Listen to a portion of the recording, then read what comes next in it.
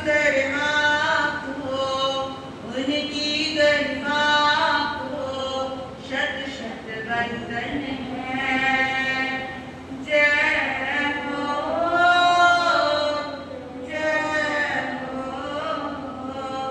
आर्य सुधरमा को ऊंची गरिमा को शत शत वंदन है। जय हो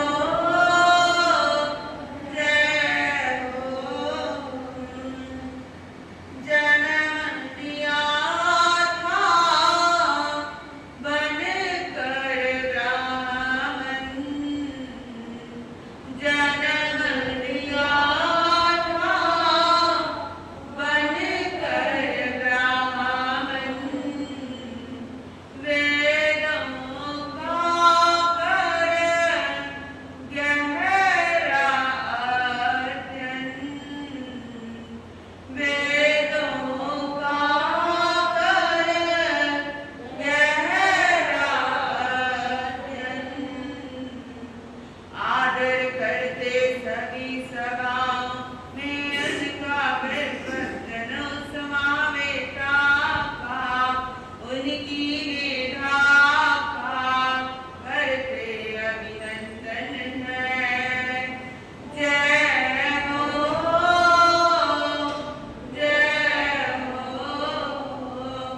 आर्य सुधरमा को ऊंची गरिमा को शत शत वंदन है।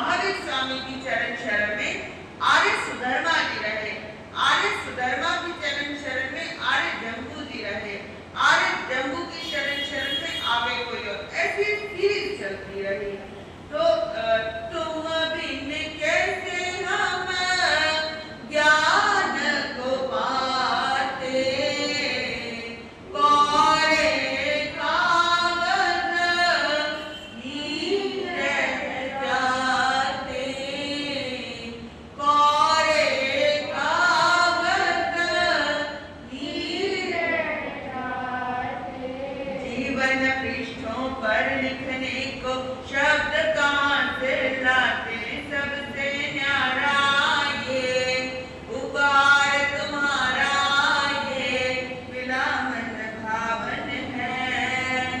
जय हो जय हो जय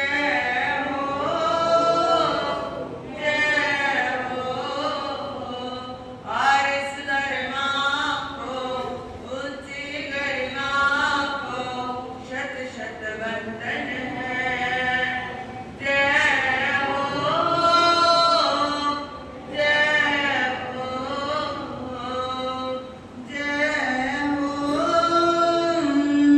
जय हो। पावनतम उच्चतम गुरुदेवों के पावन श्री चरणों में भाव वंदन नमन। आप सभी की भव्य आत्मा के भीतर छुपी हुई भव्यता को मेरा प्रणाम स्वीकार हो। गुरु कृपा से जो कुछ भी सीख पा रही हूँ उसे कुछ देर आपके समक्ष रखने का प्रयास करूँगी। धर्म प्रेमी बंधुओं, माता एवं श्रद्धाशील बहनों, विषय चल रहा है कायोत्सर्ग का। विषय चल रहा है भारीपन और हल्केपन का। डॉक्टर के पास आप गए भारीपन और हल्केपन की वजह से। घर के अंदर तनाव हुआ, एक गर्म मिजाज का है, एक नरम मिजाज का है। समाज में कोई विवाद हो जाए तो एक गर्म मिजाज की वजह से होगा, एक नरमता की वजह से मामला ढीला भी पड़ सकता है। मार्केट के अंदर कोई विवाद हो जाए, गर्म मिजाज वाले लोग भी होंगे और नरम मिजाज वाले लोग भी होंगे। पति पत्नी के अंदर जो विवाद खड़ा होता है वो गर्म मिजाज की वजह से भी होता है और नरम मिजाज की वजह से वो शांत हो जाता है। सारा झगड़ा किसका है? क्रोध, अहंकार, माया और लोभ का ही तो है। इसी वजह से तो हमारे साथ कर्म चिपके हुए हैं। कर्मों की श्रृंखला को यदि तोड़ना है तो आपको क्या करना होगा? अहंकार का विसर्जन करना होगा। जैसे यज्ञ के अंदर आहुति डाली जाती है, नमोकार के अंदर आहुति डाली जाती है किसकी? लोभ की। आपका जाप की संपूर्ति हुई, एक लोभ डाला। शायद परम इष्टि पंच परमेष्टि उससे प्रसन्न नहीं होने वाले। पंच परमेष्टि तो उस बात से प्रसन्न होंगे जहां पर आप आहुति डालो अहंकार के विसर्जन। सारा झगड़ा किस बात का है? इस दुनिया के अंदर जो अशांति फैली हुई है, हाहाकार फैला हुआ है, अहंकार की वजह से ही तो है। अहंकार की वजह से ही क्रोध आता है। सबसे बड़ा रोग क्या कहेंगे लोग? सबसे बड़ा झगड़ा नया बड़ा। सारा झगड़ा नया बड़ा का है। बड़ा बनने के लिए बहुत कुछ करना पड़ता है।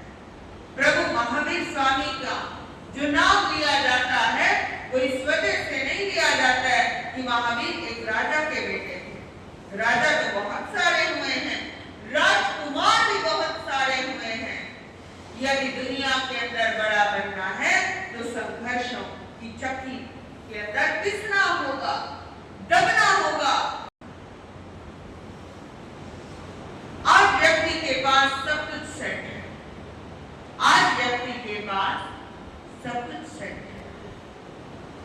डिनर सेट है, डाइनिंग टेबल का सेट है, कॉफी कप सेट है, दूध पीने के जो कप आते हैं उसका सेट है, चाय के प्यालों का सेट है, डिनर सेट है, सोफा सेट है और बेड भी सेट है, रूम भी सेट है, आपका वॉशरूम और आपका बाथरूम भी सेट है, आपका ड्राइंग रूम भी सेट है, सब कुछ सेट है। लेकिन सब कुछ सेट करते करते आपका माइंड अपसेट है। इसी वजह से आपको कायोत्सर्ग की अत्यंत आवश्यकता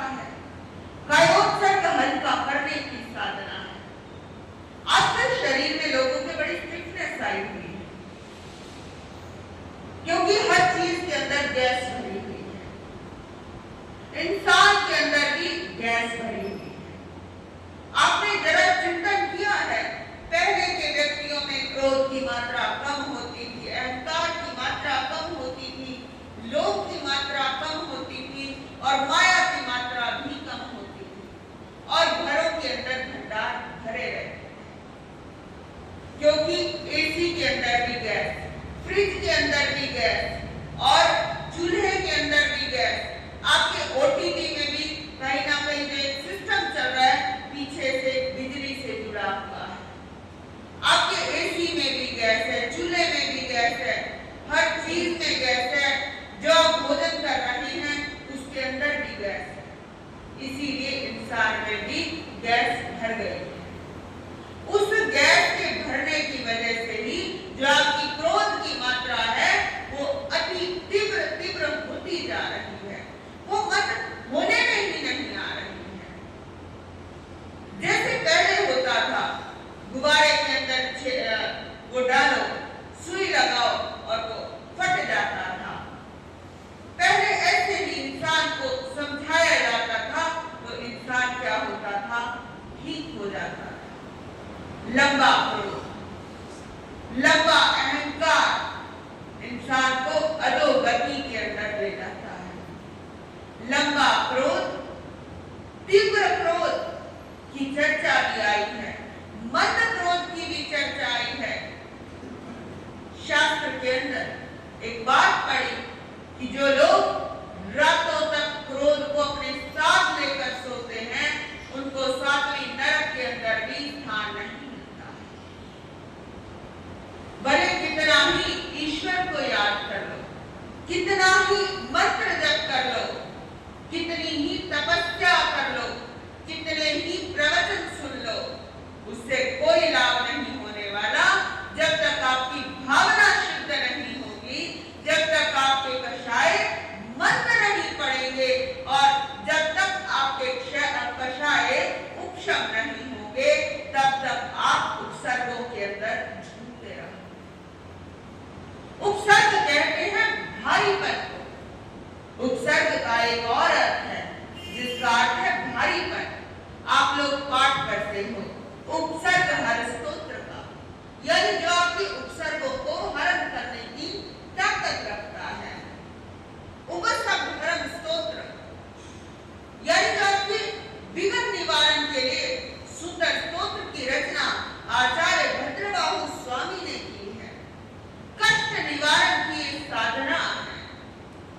जैन जगत में आचार्य ने बड़े मंत्र लिखे, बड़े मंत्र रचे हैं, गजब के मंत्र रचे हैं। ऐसे ऐसे मंत्रों के अंदर शक्ति है कि ये लकड़ी तक भी बोल सकती है। जैन मंत्रों में बड़ी जबरदस्त शक्ति है। नमोकार के प्रयोग आपने जीवन में किए होंगे। नमोकार महामंत्र के दिखने में आपको लग सकता है कि ये बड़ा साधारण सा मंत्र है। एक्चुअली अब प्रिंट मीडिया का जमाना आ गया है, प्रिंटिंग का जमाना आ गया है, तो चीजें बड़ी सहज में उपलब्ध हो जाती हैं। जिस समय ये चीजें उपलब्ध नहीं होती थी उस समय इनका महत्व बढ़ता था। पहले लोगों को मुझे याद है जिस समय दीक्षा हुई थी उस समय भी बहुत अधिक किताबें नहीं चलती थी, लेकिन आज तो देखते हैं कि किताबों के अंदर बहुत सी किताबें हैं। एक बार पूज्य गुरुदेव श्री अमर मुनि जी महाराज साहब के पास विराजना हुआ और महाराज साहब यही कह रहे थे, कहते हमने कहा कि आपने प्रवचन शैली आपकी बहुत अच्छी है और आपने ये प्रवचन कैसे बनाए? तो कहने लगे हम तो नंदन, चंपा ये किताबें पढ़ते थे और शास्त्र पढ़ लेते थे। इन्हीं किताबों की कहानियों के आधार पर, पंचतंत्र की कहानियों के आधार पर ही हमने अपने प्रवचनों को सेट किया है। अंदर ही अंदर टूट जाते हैं भवन, अंदर ही अंदर टूट जाते हैं, मकान खड़े रह जाते हैं। बेशर्मों की तरह मकान खड़े रह जाते हैं,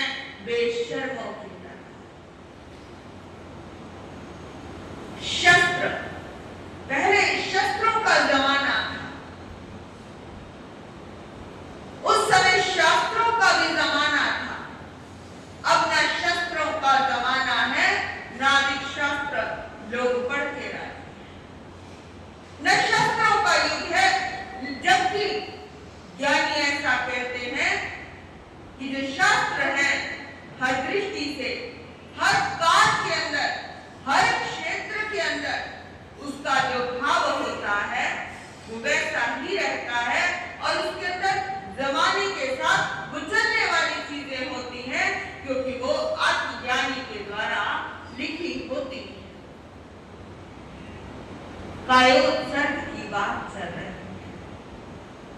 काया के अंदर हल्कापन लाने की बात चल रही है। लोग जाते हैं ध्यान शिविरों के अंदर हल्का होने के लिए जाते हैं, अपने माइंड को सेट करने के लिए जाते हैं, अपनी आत्मा के साथ लगे हुए भारीपन को हल्का करने के लिए जाते हैं। क्या शब्द है उपसर्ग?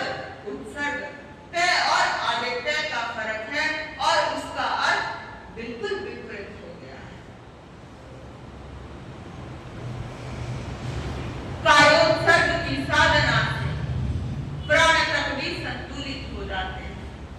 जैसे किसी को बुखार हो, आप बुखार कैसे ठीक करते हो? बुखार गीली पट्टी लगाई और उतारी, गीली पट्टी लगाई, ठंडी पट्टी और उतारी। यदि किसी को 4-5 बुखार है और घंटे के बाद वो देखेगा वो लगभग 2-3 डिग्री जो उसका टेम्परेचर है वो डाउन आ जाएगा, नीचे आ जाएगा, 1-2 तक भी रह सकता है ठंडी पट्टी से। प्राण संतुलित होते हैं। यदि किसी को अपने प्राण संतुलित करने हो नेचुरोपैथी के द्वारा, तो नेचुरोपैथी के आधार पर भी शोध किया गया हुआ है। प्राण संतुलन के लिए लोग पेट पर गीली पट्टी बांधते हैं, गले पर गीली पट्टी बांधते हैं और अपने माथे पर गीली पट्टी बांधते हैं। 3 स्थानों पर गीली पट्टी बांधने से प्राण संतुलित हो जाते हैं। आज नेचुरोपैथी का बड़ा विस्तार हुआ है क्योंकि मेडिकल साइंस के आधार पर क्या हो रहा है, समय के साथ साथ मेडिकल साइंस के आधार पर कुछ चीजें फेल भी होती जा रही हैं और कुछ चीजें प्रोग्रेस की ओर भी बढ़ती जा रही हैं। जिस चीज का जितना विस्तार होता है उस चीज के अंदर डाउन डाउन डाउन कुछ चीजें जाती रहती हैं। कोविड के अंदर विकास भी हुआ है, मानवता का भी विकास हुआ है, सेवा की भावना का भी विकास हुआ है, लेकिन उसी कोविड के अंदर मेडिकल इश्यूज बहुत सारे आए हैं, बड़े बड़े घोटाले हुए हैं उस कोविड वैक्सीन के आधार पर। देखिए कुछ जगह मानवता का विकास हुआ और उसी स्थान पर मानवता का ह्रास भी हो गया, मानवता का ह्रास भी हुआ। जिन व्यक्तियों ने पैसे डाल दिए डॉक्टरों के पास वो लोग बच गए, उन लोगों की अर्थी को थोड़ा ठीक ठाक भी जला दिया गया और कुछ लोगों की तो चिता, ऐसे लाशों के ढेर हमने दिल्ली के अंदर देखे, लाशों के ढेर। एक साथी वो कोविड हो गया, हमारी आंखों देखी घटना। साथी को कोविड हो गया, कोविड-19 का जो दूसरी वेव आई थी वो हो गई। हर व्यक्ति सोचता है कि मेरी अंतिम यात्रा थोड़ी शान शौकत से गुजरे, क्योंकि संत की दीक्षा भी महोत्सव है, जीवन भी महोत्सव है और मृत्यु भी महोत्सव है यदि वो बेदाग जाए।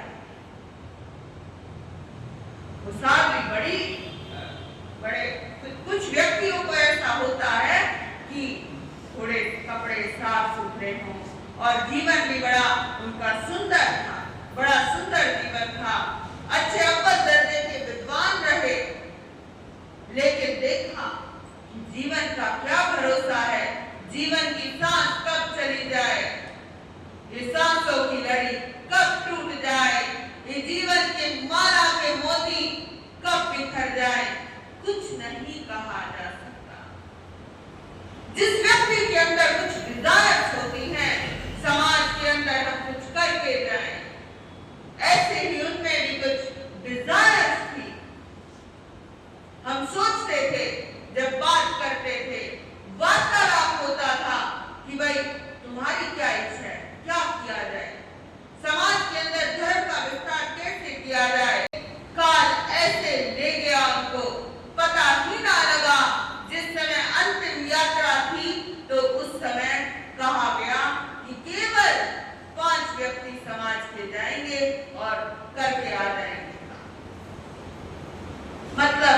वो सीन देखा गया कि क्या इंसान की क्या औकात रह जाती है। एक व्यक्ति है जिसके आसपास सैकड़ों की भीड़ है, लेकिन अंतिम समय ऐसा है। सबसे बड़ा रोग क्या कहेंगे लोग नहीं, सबसे बड़ा झगड़ा है मैं बड़ा और मैं ही खड़ा। व्यक्ति मैं भाव पर खड़ा रहता है, व्यक्ति मैं भाव के आधार पर अपने आप को कहता है कि मैं बड़ा हूं।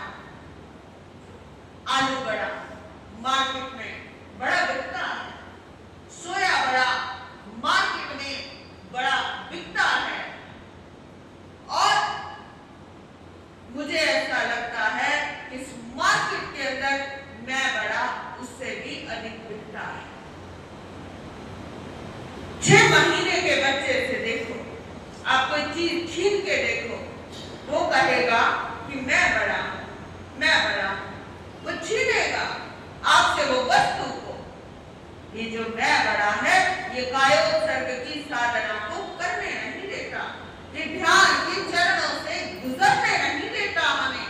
ध्यान की जो पहली क्लास है, उसके अंदर नमस्कार सिखाया जाता है। आध्यात्मिक साधना की आधारशिला नमो से शुरू होती है, और जैसे ही हम नमो करते हैं, उसी समय नमस्कार की भावना हमारे भीतर जागृत होती है, और पांचों के पांचों तत्व अग्नि, वायु, आकाश, पृथ्वी और जल तत्व भी, जिन्हें आप 5 एलिमेंट्स कहते हैं, वो एलिमेंट्स अवेयर हो जाते हैं, जागृत हो जाते हैं। बड़ी सुंदर साधना है। देखिए, हर धर्म के अंदर नमोकार की नमो से उसे गुजरना पड़ता है। सनातन परंपरा के मंत्रों को देखो, श्री राम रमाय नमः, श्री रामाय नमः, श्री महावीराय नमः, बुद्धं शरणं गच्छामि। किसी की शरण में जाना पड़ेगा। शरण में जाने के लिए अहंकार का विसर्जन करना होगा। अब नमोरिहंताणं जैसे ही कहा, वहां पर भी आपको अपने अहम भाव का विलय करना होगा, अहंकार को छोड़ना होगा, मेरेपन की भावना को विसर्जित करना होगा, और तभी आप कायोत्सर्ग की पहली क्लास में बैठ सकते हैं। इससे प्राण संतुलित होते हैं।